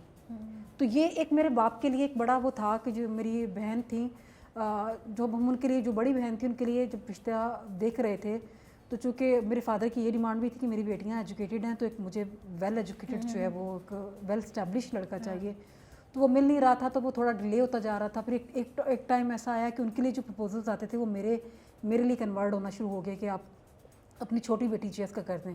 तो मुझे ये चीज़ बहुत इरिटेट करती थी, और मैं बड़ा इस चीज़ पे मैं बड़ी बागी सी थी ख़ानदान में लड़की जो थी कि क्यों, जब हम मुसलमान हैं, जब अल्लाह ताला ने ये ज़ात बरादरियाँ बनाई हैं अपनी पहचान के लिए, इस चीज़ को बेस बना के हम किसी एक बंदे की लाइफ से क्यों खेलें? सही बात है। और मैंने बहुत सारे ख़ानदानों में इस तरह के देखे हैं कि जहाँ पे आपकी कास्ट में, आपकी बरादरी में रिश्ता नहीं है, तो वो लड़कियाँ बैठी हुई हैं तो ये जो सोच थी, ये जो थॉट जो मेरे जहन में आया था, तो वो फिर उसके बाद जो है ये मैंने चौधरी एंड सन्स जो था ये पूरा उस थॉट के ऊपर लिखा गया कि आप जो है इससे निकलें इन चीज़ों से। ये लाइफ जो में या हमारा इस्लाम जो है वो इन चीज़ों पे आपको स्टक नहीं करता। हमने खुद अपनी ज़िंदगियाँ जो मुश्किल बना दी हैं। मेरे फादर इस लिहाज से मैं बड़ी ब्लेस्ड हूँ कि जब उनको मेरी बड़ी बहन ने एहसास दिलाया कि ये आप गलत कर रहे हैं, आपने मेरा इतना टाइम ज़ाया कर दिया है, अब आप इसका छोटी वाली का भी इस तरह से करेंगे तो ये एक अच्छी बात नहीं होगी। उनको ये पॉइंट समझ में आ गया। हाँ, उन्होंने सुन लिया। मेरी जब शादी हुई है तो चूँकि मेरे इन लॉज जो थे वो मलिक फैमिली से थे, तो बड़ा डरे हुए थे, थोड़ा बुझे से भी थे कि मैं लोगों को कहता था कि आउट ऑफ फैमिली नहीं जाना चाहिए, आउट ऑफ कास्ट नहीं जाना चाहिए। लेकिन जब मेरी शादी हुई तो वो एक इतना अच्छा एक्सपीरियंस था कि उसके बाद मेरे फादर ख़ुद लोगों को कहते थे कि कुछ नहीं रखा हुआ आज़ाद बरादरियों में, बच्चियों के लिए अच्छे देखें आप। और उसके बाद बहुत सारी लड़कियां हमारी out of family, out of caste कहीं हैं। तो एक ये था कि एक स्टेप लिया था मैंने, तो ये चीज़ थी, तो मेरा दिल में था कि मैं इस चीज़ को जो है लिखूँ। मैं जब ज़िक्रिया यूनिवर्सिटी मुल्तान में पढ़ती थी तो हमारे हॉस्टल में एक लड़की थी, उसकी 3 बहनें जो थीं उससे बड़ी थीं, उनकी शादियाँ नहीं हुई। कि उसने कहा कि हमारे यहाँ आउट ऑफ कास्ट नहीं करते और कोई फैमिली में रिश्ता नहीं है। कि उनके वो ओवर एज हो गई लेकिन उन्होंने बाहर उनकी शादियाँ नहीं की। तो ये चीज़ जो है ना, ये थोड़ा मुझे लगता है कि हम इस मामले में थोड़ा रिजिड होते हैं, तो इतना होना नहीं चाहिए। तो ये एक मैसेज है जो मैं इस ड्रामे के ज़रिए देना चाहती हूँ। दोनों ड्रामों में कपल्स, जो मेन कपल्स हैं, वो एक दूसरे से शुरू में नफरत कर रहे हैं, हेट कर रहे हैं। तो ये थोड़ा सा आइडिया हो नहीं, या बहुत यूज़ हम कोई नई चीज़ भी लाने का नेक्स्ट टाइम सोच सकते हैं? क्या लगता है आपको? नहीं, अब ये थोड़ा हो गया है, आप ठीक कह रही हैं, आगे हम कोई एक्सपेरिमेंट कर सकते हैं। लेकिन पता है क्या होता है राबिया, जब तक कोई कॉन्फ्लिक्ट होता है ना लड़के और लड़की के दरमियान में, तो लिखने का भी मज़ा आता है। जब चीज़ें स्मूथ चल रही होती हैं ना, फिर मज़ा नहीं आता। वो फिर वो चीज़ नहीं आती कि आप किस चीज़ पे इनको दिखाएं ना। हर चीज़ हैप्पी चल रही है। जैसे वो बेला और बासिम का था कि बासिम जब तक वो जो था कर रहा था, एक रेजिस्ट कर रहा था उसके आगे, बेला के आगे, तो एक था जहाँ पे अट्रैक्शन थी। हाँ, अट्रैक्शन थी दोनों में कि क्या होगा इनके बीच में। लोग जो हैं वो ज़्यादातर तो इन्हीं को दिखना चाह रहे होते हैं, आपके हीरो और हीरोइंस होते हैं, उनको उनके पर हमने फोकस करना होता है स्टोरी को। और फिर उनको ये बड़ा सोच रहे होते हैं कि अच्छा अभी ये लड़ रहे हैं तो बाद में क्या होगा, या अभी ये बड़े अच्छे हैं तो बाद में अगर इनका ख़त्म हो जाता है तो क्या होगा, जो है रिलेशन जो है। तो ये चीज़ें जो हैं हमें स्टोरी के पॉइंट ऑफ व्यू से जो है वो दिखनी पड़ती हैं, स्टेप बाय स्टेप जो हम उसको लेके जाते हैं यहाँ पर। Sami ji, thank you so much for your time. बड़ा मज़ा आया, मैं तो इतनी मज़े की इंटरेस्टिंग बातें पीछे की जो आपकी थॉट प्रोसेस है वो देखने को सुनने को मिला। एंड आई थिंक मैं तो आपको सिर्फ अप्रिशिएट करना चाहूँगी कि आप बहुत ज़बरदस्त काम कर रही हैं। इतने अच्छे मैसेजेस, इतने अच्छे कैरेक्टर्स, इतने अच्छे ख्यालात जो लोगों को हम देना चाह रहे हैं, जो आप देना चाह रही हैं, तो इट्स अ ग्रेट थिंग। तो जितना भी आपको थोड़ा सा टफ टाइम मिला है, आप ये सोचें कि बहुत अच्छी चीज़ अब कम्युनिकेट हो रही है लोगों को, और थॉट प्रोसेस चेंज हो रहा होगा लोगों का इंशाल्लाह, हंस हंस के और देख देख के। और रोज़ देखते हैं हम उनको, बहुत स्ट्रॉन्ग फीमेल कैरेक्टर्स, बड़े अच्छे आपने role male models, you know. Even Billu Chaudhary is also, you know, वो अपनी माँ का बड़ा ख्याल करता है, दादा के साथ। एक और चीज़ जो मैं कहना चाहती थी, वो which I want to appreciate is कि जो आपने दोनों ड्रामों में जो ग्रैंड चिल्ड्रन और ग्रैंड पेरेंट्स का कनेक्शन दिखाया है, वो I really want to appreciate, क्योंकि मुझे लगता है कि वो कनेक्शन टूट गया है। बच्चे अब अपने दादा दादी, नाना नानी के साथ नहीं टाइम स्पेंड करते, नहीं उनको टाइम देते, उनको उस तरीके से देखते भी नहीं है। तो ये जो आप एक लेकर आई है ना, तो क्या पता बहुत से लोग अब ये चीज़ें कर रहे हो। बिल्कुल ऐसा मुझे अच्छा लगता है राबिया कि आप एक फैमिली ड्रामा लिखें जिसमें सारे रिश्ते हों। देखें, ज़िंदगी की खूबसूरती जो है वो रिश्तों में होती है। और ये जो हमारे दादा हैं, नाना हैं, घर में जो बड़े रिश्ते हैं, हमें उनको नहीं करना चाहिए, इग्नोर नहीं करना चाहिए। हाँ, और जो मैं माँओं को भी ये कहूँगी कि आप बच्चों को जोड़ के रहना सिखाएं उनको। ये जो हमने प्राइवेसी के चक्करों में बच्चों को अलग कर दिया ना, ये चीज़ नहीं है। प्राइवेसी तो, और मुझे लगता है आपके ड्रामे से मैं तो ये चाहूँगी, क्योंकि सब लोग देख रहे हैं ना, हर एज ग्रुप के लोग देख रहे हैं, माशाल्लाह से बड़ा डिसेंट ड्रामा होता है, मजाक होता है, हंसी मजाक, हर फैमिली का कैरेक्टर कहीं ना, दादी भी, बेटा भी, छोटा भी, बड़ा भी, हर किस्म के लोग हैं, तो हर कोई देख रहा है। तो बड़ों को भी शायद ये मैसेज हो कि कनेक्ट, आप भी एक स्टेप आगे लें। जो यूथ की चीज़ें हैं जैसे टिकटॉक है या इंस्टाग्राम, उनके इंटरेस्ट की चीज़ों पर भी आप इंटरेस्ट लें, ताकि ये गैप दोनों साइड से ना, बच्चे भी और बड़े भी। तो मुझे तो लगता है कि आपके ड्रामे से ये मैसेज भी जाना चाहिए। हाँ बिल्कुल, ये बड़ा अच्छे तरीके से मैं कहती हूँ कि दोनों तरफ से जो गैप है वो ख़त्म होना चाहिए। ख़त्म होना चाहिए। और थोड़ा ये है कि जब आप लाइट मूड में चीज़ों को कर रहे होते हैं तो उसको बड़ा जो है आपको बड़ा सोच समझ कर बड़ा संभल के करना पड़ता है। तो इस लिहाज से मैं ये कहूँगी कि मेरे जो दोनों डायरेक्टर्स हैं उन्होंने बड़ा अच्छा वो काम किया, स्पेशली माशाल्लाह। दानिश नवाज़ की मैं इस लिहाज से तारीफ़ करूँगी कि उनके पास टाइम बहुत कम था, क्योंकि हम टीवी डिसाइड नहीं कर पा रहा था कि उन्होंने काला डोरिया लगाना है रमज़ान में या उन्होंने हम तुम लगाना है। और क्योंकि ये दोनों ही सीरियल्स जो हैं वो रमज़ान के लिए नहीं लिखे गए थे, उनके ज़हनों में ये चीज़ नहीं थी कि ये था कि हम 6 मंथ्स के लिए उनको चलाएंगे। तो और दूसरा ये है कि मुझे जिस तरह से दानिश ने किया काम, जिस तरह से वजाहत ने काम किया है, तो बड़ा मुझे अच्छा लगा दोनों का कि दोनों ने बड़ा अच्छा माशाल्लाह से। आई थिंक आपकी राइटिंग को जिस तरह से वो एग्जीक्यूट कर रहे हैं, देखने में दोनों ड्रामे बहुत, मुझे तो बहुत मज़ा आ रहा है। मैं तो I look forward to it every night के, और आराम से चाय के साथ या अपनी कोई चाट वाट के साथ चौधरी एंड सन्स और हम तुम देखेंगे। तो शुक्रिया आपका बहुत बहुत आने का, टाइम देने का। आप बिजी हैं मुझे पता है, फिर भी आपने टाइम निकाला और इतने खूबसूरत ड्रामे और इतने खूबसूरत कैरेक्टर्स लिखने का। Thank you Rabia. इंशाल्लाह नेक्स्ट किसी सीरियल में फिर आपसे मुलाकात बिल्कुल, होगी। काला डोरिया पे होगी डेफिनेटली। इंशाल्लाह। और वो तो रमज़ान वाला नहीं है, तो हम आराम से बैठ के जल्दी भी नहीं होगी, बिकॉज हमें भी इस वक्त जल्दी होती है, जल्दी से कर लो, यू नो। वो तो हमारे पास ज़रा लंबा होपफुली होगा टाइम, तो उस पर भी बड़ी अच्छी कॉन्वर्सेशन होगी। चलिए, आप अपना बहुत ख्याल रखिएगा and best of luck with everything.